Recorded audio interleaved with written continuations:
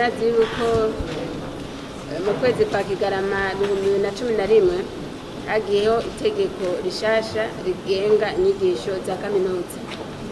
Ico gihe iryo tegeko ryavuga yuko amashuri yose ya kaminuza ahari ya leta n'ayigenga aca kurikiza iryo tegeko. Ubu rero twarabira hamwe yuko iryo tegeko twarikurikije.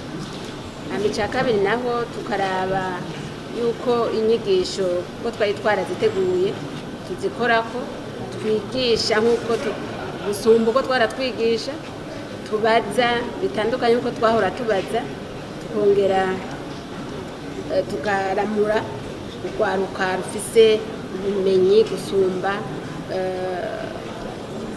abo inyigisho zahahora. Tuhejeje rero guhanahana rero ivyiyumviro, twasanze amategeko menshi adakurikizwa. Nico gituma twabasabye rero yuko abarongoye amashure y'inyigisho za kaminuza boronka amategeko yose bakagerageza kuyakurikiza, kuko urenze kw'itegeko uca usanga ushitse ku bintu bitari byo. Ica kabiri ni twahananye kw'ivyiyumviro, egome twarashize izo nyigisho za kaminuza mu bice bitatu kuko amategeko abivuga, ariko byiza tubona havuka amashuri ya kaminuza menshi, ariko tukaguma tubona urwaruka rwinshi tutagira akazi. Twari twifuza rero yuko dutunganya izo nyigisho tushobora kuronka abanyeshuri baronka akazi kumbure ka leta mu bigenga, nabo nyene bagaheza bakadufasha gushinga akazi. Amica kabiri naco nuko twasanze kandi n'ayo makaminuza avuka urasanga adafise abarimu bakwiye. Tukavuga tuti rero reka tubasabikanye canke naho tuje hamwe tugurura igisata kimwe, amakaminuza 2 canke 3 ashaka kuja hamwe akugurura igisata kugira ngo uburyo dufise ari ubutunzi, ari ubw'abantu, ari ubukoresho bugiye hamwe, niho byoba byiza byo gushika ku nyigisho z'akanovera gusumba umwe aja hajya mu buryo buke akaramura kumbure ibitabereye.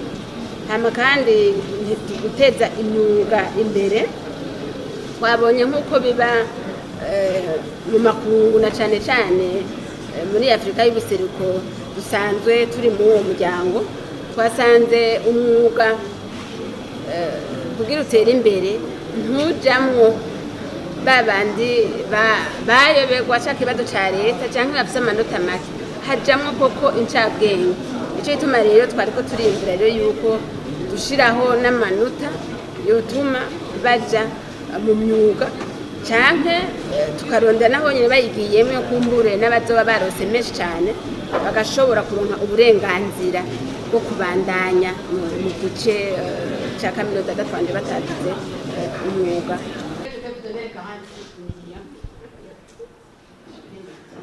Kubaha imiliyoni 40 ntayo mfise, ariko ndibaza ko mu minsi iza bigiye gutunganywa amashuri yose ya kaminuza akaja ku rugero rumwe.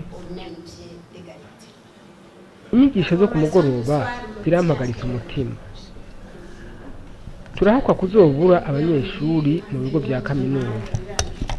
Sinzi ko mwumva neza bigenda gute ko hobaho umunyeshuri yiga ku mugoroba akora kuva kuwa mbere gushika kuwa gatanu.